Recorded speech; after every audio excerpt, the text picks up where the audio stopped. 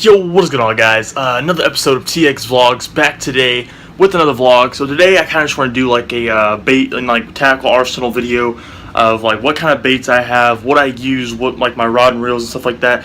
I just kind of want to go through and show you guys like an updated arsenal video of all of my fishing rods, my lures, boxes I use is like keep all my lures stored in, soft plastics, stuff like that. So we're gonna go ahead and we're gonna get right into that. Before we get into this video, I kind of just want to show you guys some of the stuff I hang up in my room. As you can see, I got a little hat collection going here. And well, actually, I got this hat about a couple of days ago at the Texas Rangers game. It was OU night, so they got the OU and Texas on there. So that's pretty cool. Just a couple of my baseball hats. My last name right there hung up. That's also pretty cool. Just some other stuff I've gotten. I've also gotten a few hats right here I need to hang up. I just don't have any thumbtacks for them. Oh, actually, I think I got a few thumbtacks right over here. There's a couple I can actually hang them up with. Also, just cleaned off my desk, looking a lot better. It was so dusty. And also, I got this from the Rangers game, Boomer Sooner. If you guys are OU fans, you know what that is. Just got a random picture of me at Six Flags, one of my friends one day. But I really don't have anything hanging up on this wall, so I'm going to try to get some stuff, to hang up on this wall to kind of get that, just a little bit like more of a vibe going over here. So it's all just like directed to this part of the room. And also got my Black Ops 3 poster right here, so that's also pretty cool. Definitely gonna get frames for that. Alright guys, so the very first rod I want to get into would have to be probably my favorite, but it's the Shimano Curado E200 reel.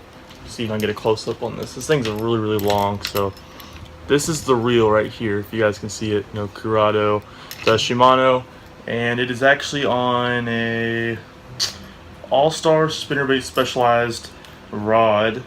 It's a medium fast heavy.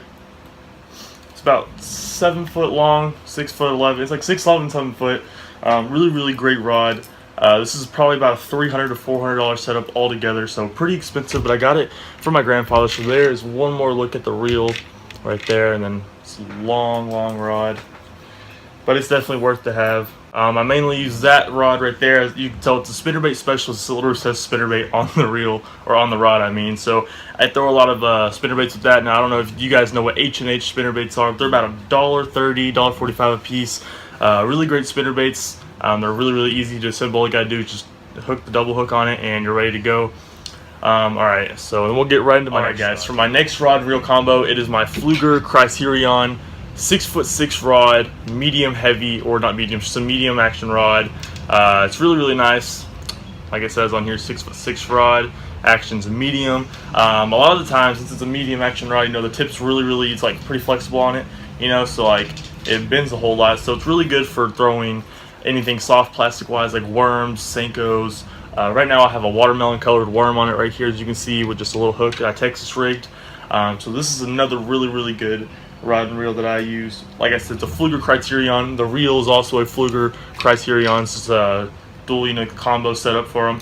I actually have two more of these exact same setups that are just different, actions and lengths and stuff like that. But that is like my worm, like my soft plastic rod right there that I usually throw worms on, or like anything Texas rigging and stuff like that. So far down we have my Shimano Curado E200 reel and rod that I use mainly for spinnerbaits, and then I have my worm rod or soft plastic rod, and then right here, alright, my next rod, I also have the Pflueger Criterion reel on here, and then is a Bill Dance Signature Select Series rod on here. 6'6" rod, medium heavy action. As you can see, I have like my different type of crankbaits and stuff on here. So a lot of times I use like my hard, what is it called, hard plastic lures on here. So like anything like not chatterbaits. I use anything from like rattle traps, crankbaits, jerk baits, anything like that you can think of. Just kind of stuff, like that, because it's a medium action or medium heavy, so it's pretty good with that. The end's pretty stiff on it.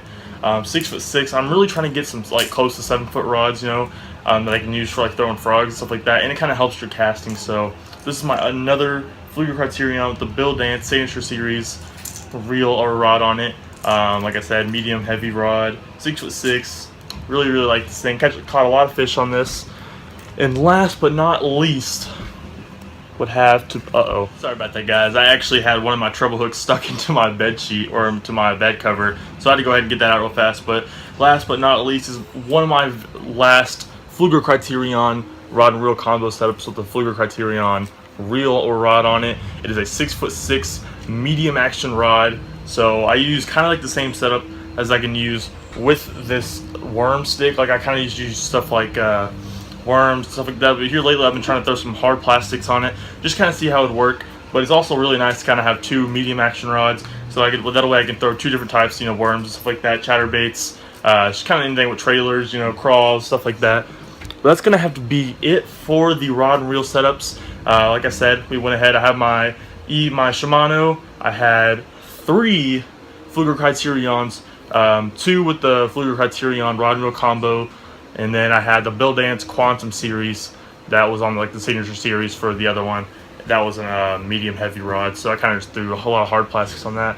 But I'm going to go ahead and show you guys a few clips of all my rods and stuff together, and I'll go ahead and get into my baits and all that. So I hope you guys are enjoying this so far. If you are, make sure you leave a like on this video. If you're new to the channel, please subscribe, and let's go ahead and get right into these baits.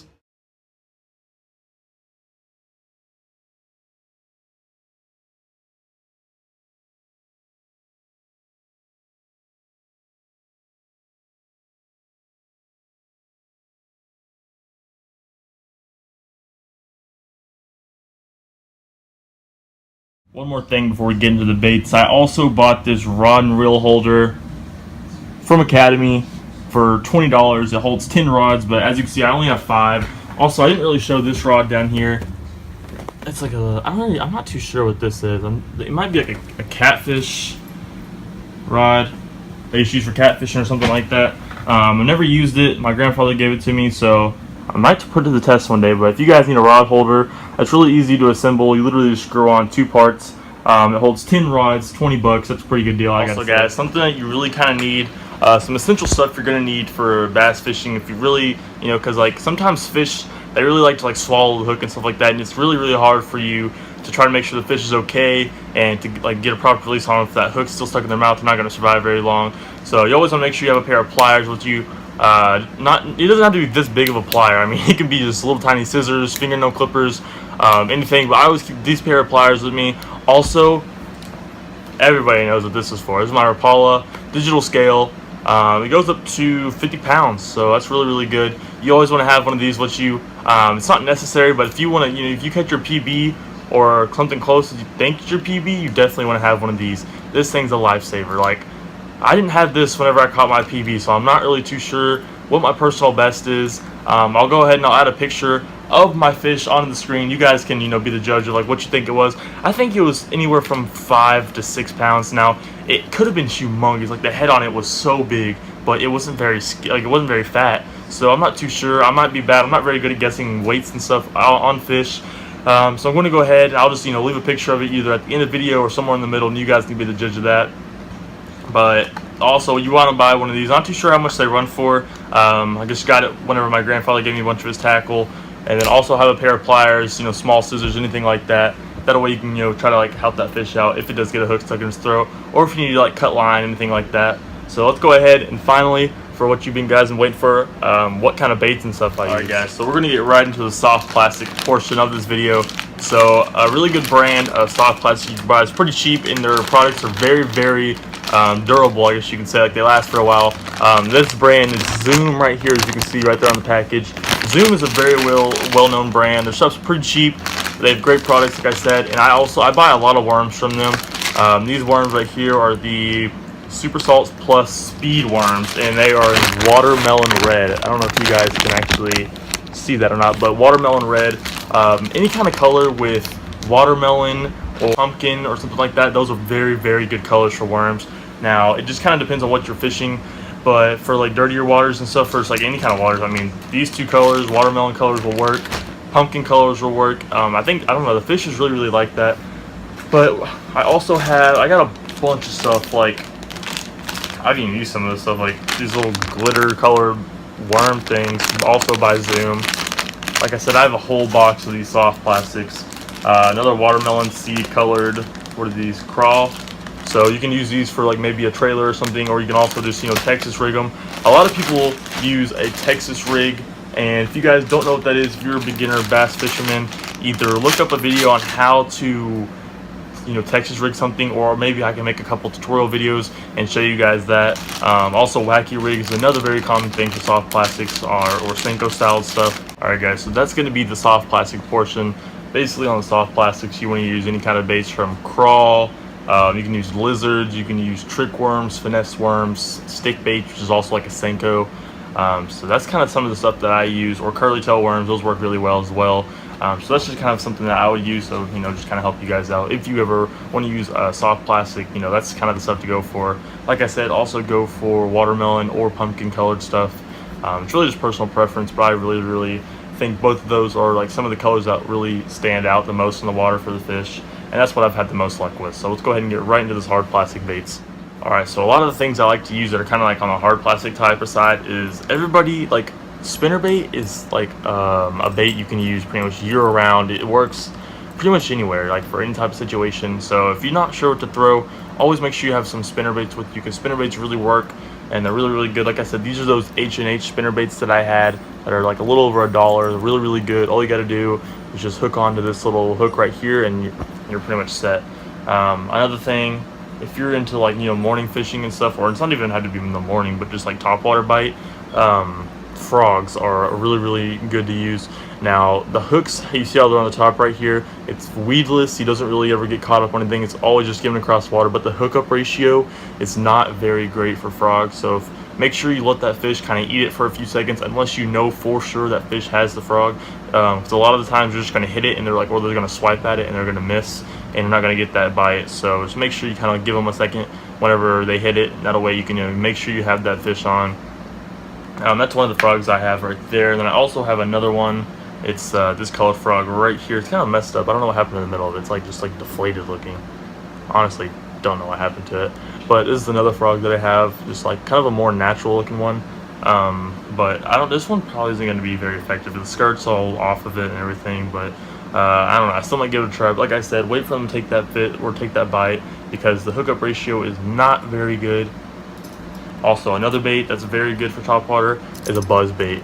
Now, it's similar to the spinner bait because it has a spinner on the back right here, but once you get cranking fast enough on your reel, this will start skipping across the water, and this right here causes a vibration in the water. The fish really like it. It kind of pisses them off, really, and they go towards it and they'll try to hit it. And now, I've never caught in a topwater fish, so I might not sound, hopefully that doesn't kind of discourage you guys to listen to what I'm saying, because I've watched a lot of videos. I know a lot about fishing and like topwater and stuff like that.